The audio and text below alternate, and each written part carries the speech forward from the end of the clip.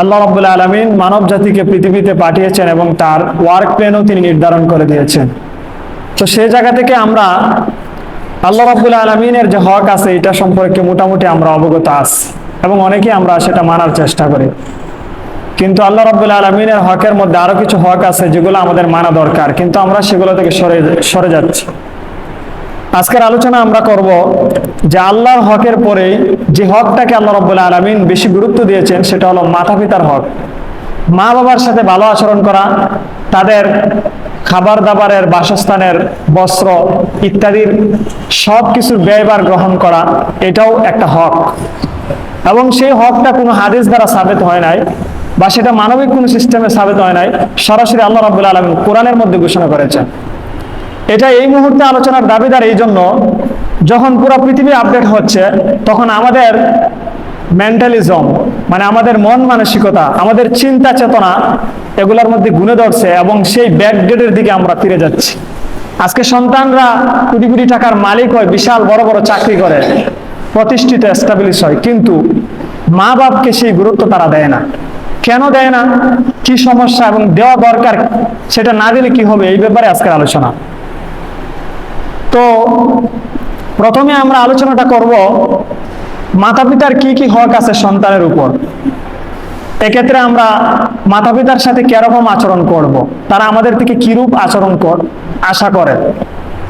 এরপর হলো তাদের ব্যাপারে আমরা কিরকম দোয়া করব, পবিত্র কোরআনে ও হাদিসে এরকম বর্ণনা কি দিছে। সর্বশেষ আমরা আলোচনা করব সংক্ষেপে মাতা পিতার যেভাবে সন্তানের উপর হক আছে, সন্তান তার হক পালন করতে হয়, ঠিক তেমনি সন্তানেরও হক আছে মাতা পিতার কাছে। মাতা পিতাও তার এই সন্তানের হক আদায় করতে হবে। তো প্রথমে আলোচনা আমরা করব যে আল্লাহ রাব্বুল আলামিন মাতা পিতার হকটাকে কত বেশি গুরুত্ব দিয়েছেন। সেই গুরুত্বটা আসলে কত বেশি হলে আল্লাহ রাব্বুল আলামিন তার হকের পরে আলোচনা করছেন। আমরা আপনাদের সম্মুখে একটা আয়াত তেলাওয়াত করেছি, পবিত্র কোরআনের সূরা বনী ইসরাঈলের 23 নম্বর আয়াত পাঠ করেছি। আল্লাহ রাব্বুল আলামিন উক্ত আয়াতের মধ্যে বলছেন, ওয়াকাদা রাব্বুকা আল্লা তা'বুদু ইল্লা ইয়্যাহু ওয়া বিল ওয়ালিদাইনি ইহসানা। আল্লাহ রাব্বুল আলামিন স্পষ্ট করে বলে দিয়েছেন, ওয়াকাদা রাব্বুকা আল্লা তা'বুদু ইল্লা ইয়্যাহু ওয়া বিল ওয়ালিদাইনি ইহসানা। আল্লাহ বলছেন তোমার প্রতিপালকের পক্ষ থেকে চূড়ান্ত সিদ্ধান্ত হয়ে গেছে, তোমরা কেবল এক আল্লাহর ইবাদত করবা, অন্য কারো ইবাদত করবা না, কাউকে আল্লাহর সাথে শরীক করবা না, অংশীদার বানাবা না। এরপর তোমাদের যে হক আছে সেটা হলো ওয়াবিল ওয়ালিদাইনি ইহসানা, তোমরা মাতা পিতার সাথে উত্তম আচরণ করবা। এখানে একটু ফোকাস করছি, এই জায়গাটাকে আমি একটু রিপিট করছি এই জন্য যে আল্লাহ বলছেন ওয়াবিল ওয়ালিদাইনি ইহসানা। আল্লাহর পক্ষ থেকে চূড়ান্ত সিদ্ধান্ত হয়েছে যে তোমরা এক আল্লাহর ইবাদত করবা, এরপরে তোমরা মাতা পিতার সাথে উত্তম আচরণ করবা। সূরা বনী ইসরাঈলের এই 23 নম্বর আয়াতের যে শুরু অংশটা শুরু করছিলেন আল্লাহর ইবাদত দিয়ে, তাকেই ইবাদত করতে হবে, অন্য কাউকে শরীক করা যাবে না। এরপরেই বলছেন ওয়াবিল ওয়ালিদাইনি ইহসানা, তোমার মাতা পিতার সাথে, প্যারেন্টসের সাথে তুমি সবচাইতে বেস্ট যে হ্যাবিট আছে সেটা করবা, সবচেয়ে উত্তম আচরণ যেটা সেটা তোমার মাতা পিতার সাথে করবা। এই হাইলাইট কেন করলাম, যে আল্লাহ রাব্বুল আলামিন আমাদেরকে যে এই দিকে ফোকাস করছেন, তোমার মাতা পিতার সাথে যে প্রথম যে কাজটা করবা সবচেয়ে উত্তম আচরণটা করবা। এরপর আল্লাহ রাব্বুল আলামিন মাতা পিতার সম্পর্কে তিনি আরো বলছেন, ইম্মা ইয়াবলুগান্না ইনদাকাল কিবারা আহাদুহুমা আও কিলাহুমা ফালা তাকুল লাহুমা উফিন ওয়ালা তানহারহুমা ওয়া কুল লাহুমা কাওলান কারীমা। আল্লাহ রাব্বুল আলামিন এরপর আর তিনটা কথা বলছেন। তিনি বলছেন যদি তোমাদের জীবদ্দশায় তোমাদের মাতা কিংবা পিতা অথবা উভয়জন যদি তোমাদের কাছে থাকে, ওয়াকুল্লাহুমা ফালা তাকুল্লাহুমা উফিন, তাদের কথায় তোমরা উফ আওয়াজটুকু করবা না। মানে কেউ যদি আপনাকে বারবার ডাকে তখন আপনি বিরক্তি বোধ করেন, আনইজি ফিল করেন, তখন ভ্রু কুঞ্চিত করেন এবং তাকে ধমকি দিয়ে কথা বলেন। আল্লাহ বলছেন ওয়ালা তাকুল্লাহুমা উফিন, উফুন শব্দটা উচ্চারণ করবে না, সুন্দরভাবে তো বলবাই, ব্রৌ কুঞ্চিত করবা না। মন খারাপ করে তাদের উত্তর দেওয়া যাবে না। আল্লাহ রাব্বুল আলামিন বলছেন ওয়ালা তানহারহুমা, এবং ধমকও দিবেন না। প্রথমে কি বলছেন? তাদের সাথে সম্মানসূচক আচরণ করতে হবে এবং তাদের কথায় উফ আওয়াজও করবেন না। মানে আপনি যখন উত্তর দিবেন তখন নিজের মিজাজটাকে খারাপ করে এরকম করা যাবে না, তেমনি তাদেরকে ধমকিও দেওয়া যাবে না। এবং যখন কথা বলবেন, কথা বলার সময় বলবেন ওয়াকুল্লাহুমা কাওলান কারীমা, সুন্দর সুন্দর কথা বলবেন, উত্তম ভাবে কথা বলার চেষ্টা করবেন। আল্লাহ রাব্বুল আলামিন বান্দাকে বিশেষ করে সন্তানদেরকে বলছেন মাতা পিতার সাথে কিরূপ আচরণ করবা, আচরণটা পর্যন্ত আমি বলে দিচ্ছি। যদি যেমন আচরণ করো সেটা মা বাবার আচরণের সাথে যায় না, তাদের সাথে যায় না, অতএব আচরণটা কেমন মানের হবে সেটা আমি স্বয়ং আল্লাহ রাব্বুল আলামিন সিলেক্ট করে দিলাম। জোরে বলুন সুবহানাল্লাহ। আল্লাহ রাব্বুল আলামিন বান্দাকে শিখিয়ে দিচ্ছে যে মায়ের সাথে বাবার সাথে এইরূপ আচরণ করো। আসুন এবং আমরা দেখি হাদিসের আলোকে মা বাবার সাথে কিরকম আচরণ করা, মা বাবার ব্যাপারে গুরুত্ব কতটুকু দিছে হাদিসে। রাসূল করিম সাল্লাল্লাহু আলাইহি সাল্লামের একটি হাদিস, বুখারী শরীফের বর্ণনা, হাদিস নম্বর হলো 5971 নম্বর হাদিস। হাদিসের রাবি বর্ণনাকারী হলো আবু হুরায়রা রাদিয়াল্লাহু তাআলা আনহু। তিনি বলছেন যা রাজুলুন ইলা রাসূলিল্লাহ সাল্লাল্লাহু আলাইহি সাল্লাম, এক ব্যক্তি রাসূলের কাছে এসে বলল ফাকালা ইয়া রাসূলুল্লাহ, তিনি এসে বলছেন ও আল্লাহর রাসূল মান আহাক্কু, কে সবচেয়ে বেশি হকদার বিহুসনি সাহাবাতি, আমার সবচেয়ে উত্তম আচরণের হকদার সবচেয়ে বেশি কে? আল্লাহর রাসূল সাল্লাল্লাহু আলাইহি সাল্লাম বলছেন ক্বালা উম্মুকা, সবচেয়ে বেশি উত্তম আচরণের হকদার হলো তোমার মা। জোরে বলুন সুবহানাল্লাহ। এবার ওই লোকটা আবার বলছেন ক্বালা সুম্মা মান, এরপরে কে? সবচেয়ে উত্তম আচরণের হকদার এরপরে কে? রাসূল করিম সাল্লাল্লাহু আলাইহি সাল্লাম বলছেন ক্বালা উম্মুকা, 2 নম্বর বার কি বলছেন? তোমার মা। এরপর আবার ওই লোক রিপিট করলেন ক্বালা সুম্মা মান, তৃতীয়বার বলছে কে আমার সবচেয়ে উত্তম আচরণের হকদার? রাসূল সাল্লাল্লাহু আলাইহি সাল্লাম বলছেন ক্বালা উম্মুকা, তোমার মা। 3 বার বলছে। কয়বার বলছে? রিপিট করছেন কথাটাকে, একবার নয়, ট্রিপল 3 বার বলছেন আল্লাহ রাব্বুল রাসূল করিম সাল্লাল্লাহু আলাইহি সাল্লাম। এরপর লোকটা আবার জিজ্ঞাসা করলো সুম্মা মান, ও আল্লাহর রাসূল এরপর আমার কাছে সবচেয়ে উত্তম আচরণের হকদার কে বেশি? রাসূল করিম সাল্লাল্লাহু আলাইহি সাল্লাম বলেন ক্বালা সুম্মা আবু, এরপর তোমার কাছে সবচেয়ে বেশি উত্তম আচরণের হকদার হলো তোমার বাবা। জোরে বলুন সুবহানাল্লাহ। মায়ের ক্ষেত্রে রাসূল বলছেন 3 বার, আর বাবার ক্ষেত্রে রাসূল বলছেন একবার। একবার বলার ক্ষেত্রেও একটা হিকমত আছে, আবার 3 বার যখন বলেছেন সেখানেও একটা হিকমত লুকায়িত আছে। কিন্তু বুঝাতে চাচ্ছিলাম যে মা এবং বাবার সাথে উত্তম আচরণ করা কতটা গুরুত্বপূর্ণ, যে বুখারী শরীফের হাদিস, পৃথিবীর জগতে যত হাদিসের গ্রন্থ আছে তার মধ্যে সবচেয়ে বিশুদ্ধ যে গ্রন্থ সেটার নাম হলো বুখারী। এই বুখারী শরীফের বর্ণনায় 5971 নম্বর বর্ণনার মধ্যে আসছে যে তোমার মায়ের সাথে 3 বার বলছে উত্তম আচরণ করো, এরপর তোমার বাবার সাথে উত্তম আচরণ করো। কিন্তু আমাদের সমাজ কি হয়ে গেছে?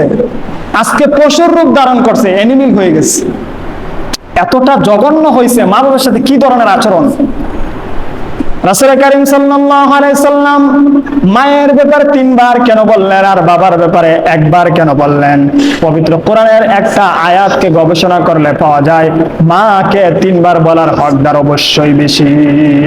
কারণ হলো সূরা আহকাফের 15 নম্বর আয়াতের মধ্যে বলছে ওয়াহামালাতহু উম্মুহু কুরহা ওয়া ওয়াদাতহু কুরহা, তোমার মা তোমাকে গর্ভধারণ করেছে, তোমার বোঝা বহন করেছে কষ্ট করে, ওয়াদাতহু কুরহা, এবং তোমাকে প্রসব করেছে বড় কষ্ট করে। জোরে বলুন সুবহানাল্লাহ।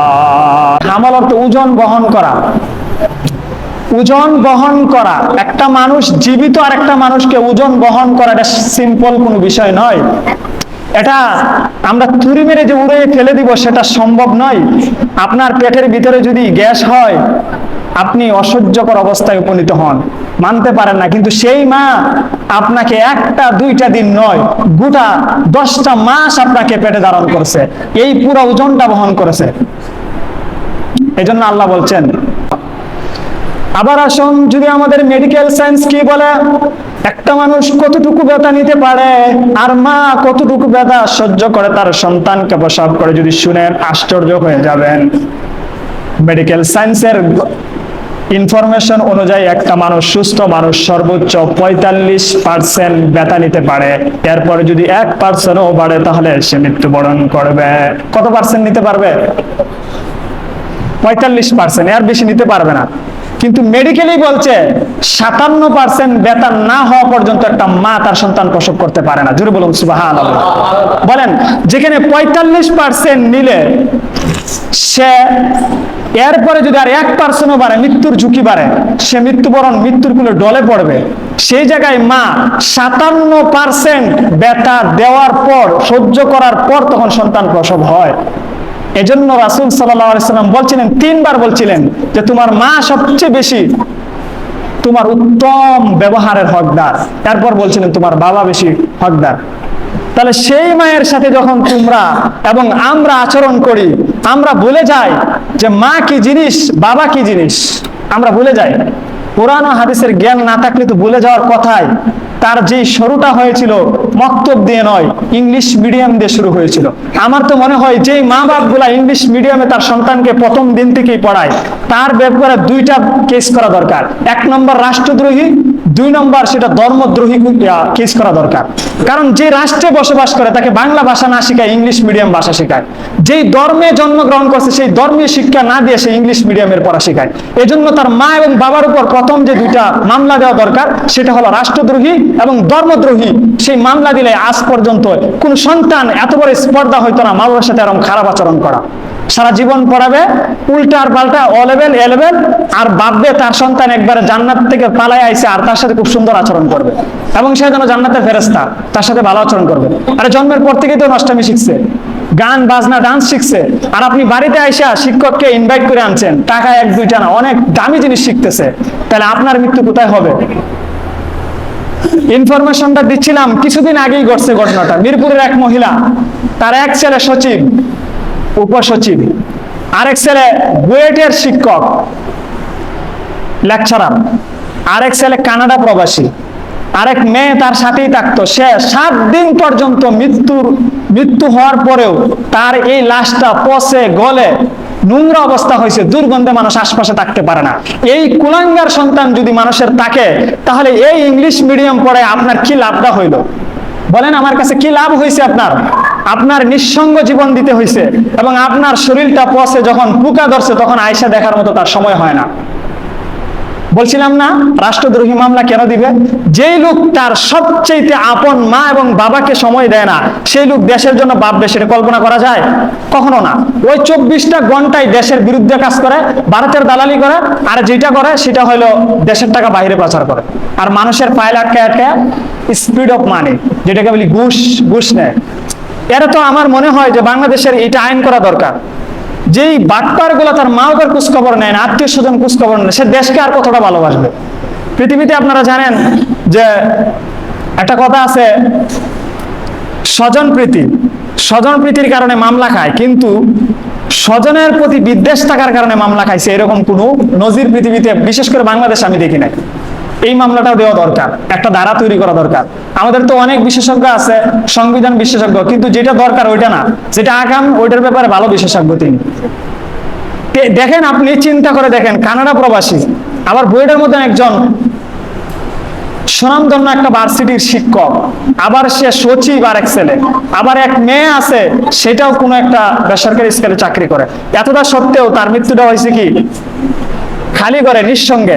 এবং সেখানে সে 1 দিন 2 দিন নয়, পচা গলা অবস্থায় 7 দিন থাকছে এবং পোকা ধরে গেছে, গন্ধে দুর্গন্ধে মানুষ থাকতে পারে না। এর কারণটা কি?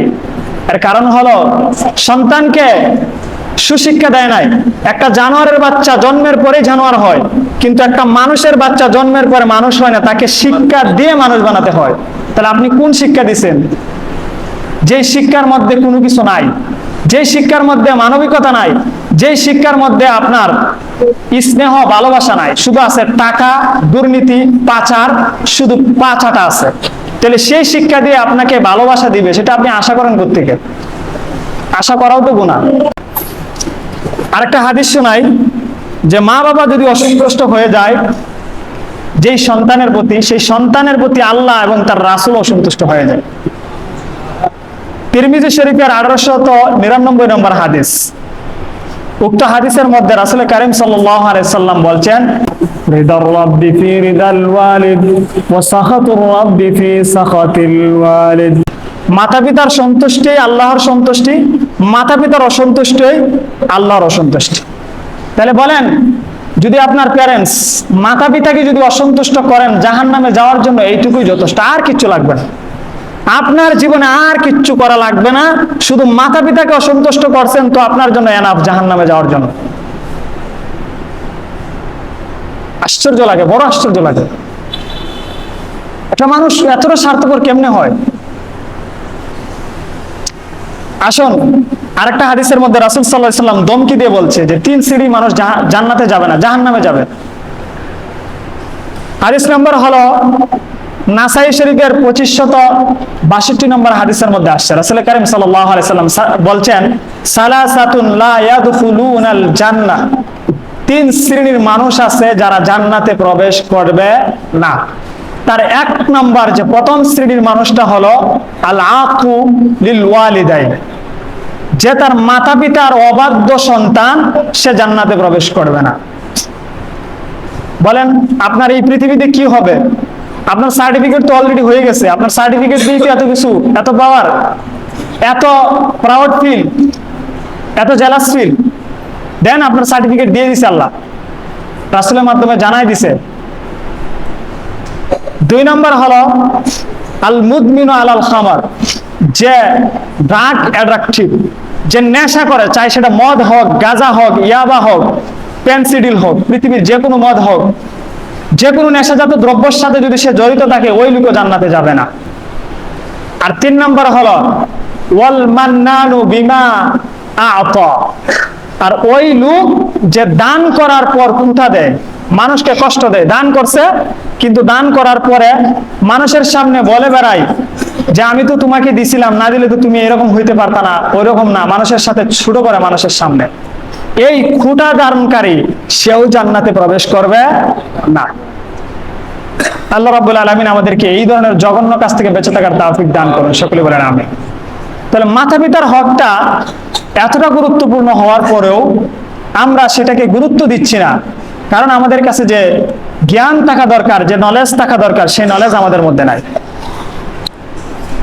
এখন মাতা পিতার হক তো আমরা মোটামুটি বুঝলাম, মাতা পিতাকে কি দিতে হবে, মাতা পিতাকে সম্মান করতে হবে, এইটুকু জানলাম। কিন্তু মাতা পিতাকে যে বস্ত্র বাসস্থান দিতে হবে সেটাও হাদিসের মধ্যে আসছে। কি দিতে হবে? বস্ত্র বাসস্থান, মানে তার খাবার দাবার পোশাক যা কিছু লাগে সবকিছু দিতে হবে, সেটাও রাসূল সাল্লাল্লাহু আলাইহি সাল্লাম বলে গেছেন। এখন আমরা ভালো আচরণই করলাম, কিন্তু খাবারের বেলা শুধু আমার পরিবার নিয়ে, পরিবার বলতে আমার স্ত্রী এবং বাচ্চা, ছেলে হোক মেয়ে হোক, এদেরকে নিয়েই চললাম, কিন্তু মাতা পিতার ক্ষেত্রে ওষুধ লাগলে, চিকিৎসা লাগলে, খাবার দাবার লাগলে ওই ক্ষেত্রে আর দেই না। ওই ক্ষেত্রে কি করি না? দেই না। ওইটাও আপনি একটা ফরজ তরক করছেন, এটাও আপনার উপর হক, মাতা পিতা পাবে। ইবনে মাজার 2291 নম্বর হাদিসের মধ্যে আসছে, এক লোক আইসা বলছে রাসূল সাল্লাল্লাহু আলাইহি সাল্লামের কাছে, ইন্নালি মালান ওয়া ওয়ালাদান, আমার কাছে সম্পদও আছে, আমার সন্তানও আছে, কিন্তু আমার বাবা আমার সম্পদ নিয়ে যেতে চাচ্ছে, মানে ওনার দখলে নিতে চাচ্ছে। রাসূল কারীম সাল্লাল্লাহু আলাইহি সাল্লাম বলছে, আনতা ওয়া মালুকা লিআবিক, তুমি এবং তোমার সম্পদ তো তোমার বাবারই। মানে কি বুঝাইছে? যে তুমি যে সম্পদ অর্জন করছো এটা তোমার বাবা নিতে চাই, তুমি নিজেই তো তোমার বাবার, তোমার বাবা ছাড়া তো তুমি অস্তিত্বহীন ছিলা। অতএব তোমার মাতা পিতা যদি তোমার সম্পদকে ভোগ করে, এর কারণে মন খারাপ করার কিছু নাই, এটা তাদের হক, তারা তোমার থেকে পাও না। তারা তোমার এই উপার্জিত সম্পদ থেকে তারা খরচ বহন করা তোমার উপরে, সেটা হক, তাদের হক তোমাদের কাছ থেকে নেওয়া।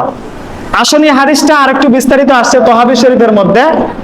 হাদিস নম্বর হলো 6162 নম্বর হাদিস।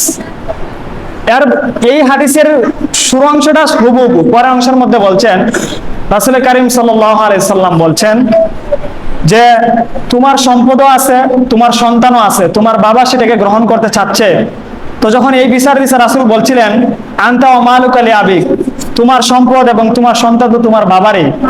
এরপরে রাসূল কারীম সাল্লাল্লাহু আলাইহি সাল্লাম বলছেন ইন্না আওলাদাকা মিন আতিয়াবি কাসাবিকুম, তোমাদের সন্তান তো সবচেয়ে উত্তম উপার্জন। ফাকুলু মিন কাসাবি আওলাদিকুম, অতএব তোমাদের সন্তানদের উপার্জিত সম্পদ থেকে তোমরা গ্রহণ করো। জোরে বলুন সুবহানাল্লাহ। এখানে ডাইরেক্ট রাসূল সাল্লাল্লাহু আলাইহি সাল্লাম বলছেন ফাকুলু মিন কাসাবি আওলাদিকুম, তোমাদের সন্তানরা যা উপার্জন করছে সেই উপার্জিত সম্পদ থেকে তোমরা গ্রহণ করো, ভরণ পোষণ সবকিছু এখান থেকে গ্রহণ করো। তাহলে এর দ্বারা বোঝা গেল সম্মান করতে হবে, তাদের প্রয়োজনীয় যা যা লাগে খাদ্য, বাসস্থান, চিকিৎসা এবং তাদের সেবা সব কিছু দিতে হবে। এটা সন্তানের উপর হক।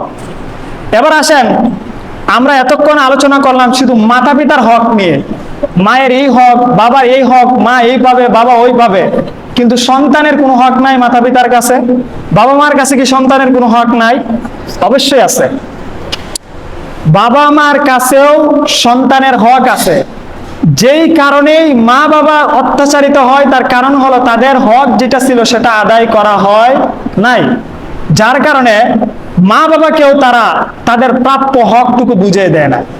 একটা ঘটনার মধ্যে আসছে, ওমর রাদিয়াল্লাহু তাআলা আনহুর কাছে এক সন্তানের ব্যাপারে এক বাবা এসে বিচার দিছে, খলিফাতুল মুসলিমিন ওমর, আমার সন্তান আমাকে খাবার দাবার দেয় না, আমার কথা মানে না, আমার কথা মতো সে চলে না।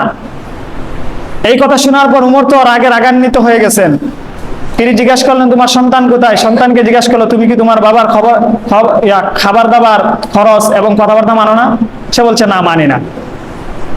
তখন তো তিনি আরো রাগান্বিত হয়েছে, কেন মানেন না? তিনি বলছেন শুধু ইসলাম কি মা বাবার যে হক সন্তানের উপর আছে এটাই যথেষ্ট, নাকি সন্তানেরও হক আছে মা বাবার উপর, এমন কোন নীতিমালা আছে কিনা?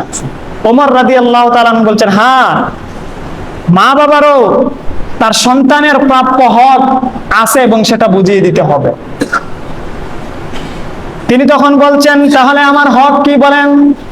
ওমর রাদিয়াল্লাহু তাআলা আনহু বলেন তোমার প্রথম হক হলো তোমার জন্য একটা উত্তম মা নির্বাচন করা, এরপর হলো তোমাকে ইসলামের শিক্ষায় শিক্ষিত করা, এরপর তৃতীয় নম্বর হক হলো তোমার সুন্দর নামকরণ করা। জোরে বলুন সুবহানাল্লাহ। তাহলে প্রথম যে হক সেটা হলো উত্তম মা নির্বাচন করতে হবে।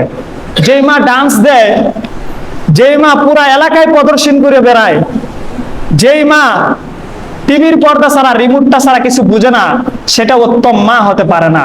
তাহলে প্রাথমিক অবস্থায় আপনি আপনার সন্তানের হক নষ্ট করলেন। দুই নম্বর হলো আপনি শুরুতেই English medium O level A level পড়াইতেছেন, তাহলে আপনি ইসলামিক শিক্ষা থেকে বঞ্চিত করে আরেকটা হক নষ্ট করলেন। তিন নম্বর হলো আপনি নাম নির্বাচনের ক্ষেত্রে ভালো নাম রাখা। এখন নামটা যে ভালো রাখবেন সেটা আলেম উলামার সাথে তো বুঝে পড়ে লাগবেন। এখন মানুষের নাম রাখে কি? জানি। জানি শব্দের অর্থ কি জানেন? র্যাপার, মানে যে দর্শন করে। এখন সে বলছে কোরআনে আছে আজ-জানি ওয়াজ-জানিয়াতু, বা হাদিসে আছে, তাহলে কোরআনে হাদিসে তাকলিকি নাম রাখা যাবে? সেখানে তো কাফেরের নাম আছে, আপনি রাখবেন নাকি? জাহান্নামের নাম আছে, তো রেখে দিবেন? কি আশ্চর্য কথা! কোরআনে তো লোহার নাম আছে, হাদিদ নামে একটা সূরা আছে, তার মানে আপনি নাম রেখে দিবেন নাকি? তো লোহা তো রড, আপনি রাখেন রড, সিমেন্ট, বালু, পাথর, নাম রেখে দিবেন একটা আন্দাজি, মানে একটা পাইছে কোরআনে নাম রেখে দিছে। তো ওই সন্তান ওই সময় উত্তর দিছিল খলিফাতুল মুসলিমিন, আমার বাবা তিনটা হকের একটা আদায় করে নাই, আমার মা হলো একটা দাসী, আরেকবার আমার নাম রাখছে হাফল, মানে চামচিকার বাচ্চা, আর আমাকে কোনো শিক্ষাই দেয় নাই, তাহলে আমি আমার বাবার হক আদায় করবো কোত্থেকে? করবে? এই সন্তান করবে না তো, স্বাভাবিক। তাহলে সন্তানের হক তার মা বাবা আদায় করতে হবে, যদি না করে তাহলে এই সন্তান কোনোদিন মা বাবার হক আদায় করবে না। তাহলে নাম নির্বাচনের ক্ষেত্রে কোরআনে তাকলেই যে নাম রাখা যাবে সেটা হবে নাকি? কোরআনে এক শব্দ আছে আর নাম, তার অর্থ হলো চতুষ্পদ প্রাণী, আপনি রেখে দিবেন আপনার সন্তানের নাম নাম চতুষ্পদ প্রাণী। কি আজীব একটা অবস্থা! কোরআনের মধ্যে আছে জাহান্নাম, তো জাহান্নাম রেখে দিবেন আপনার সন্তান? কোরআনে আছে তো, কোরআনে কিন্তু ফেরাউনের নামও আছে, 30 নম্বর পারার মধ্যে আসছে, তো আপনি ফেরাউন রাখবেন আপনার ছেলের নাম, মেয়ের নাম?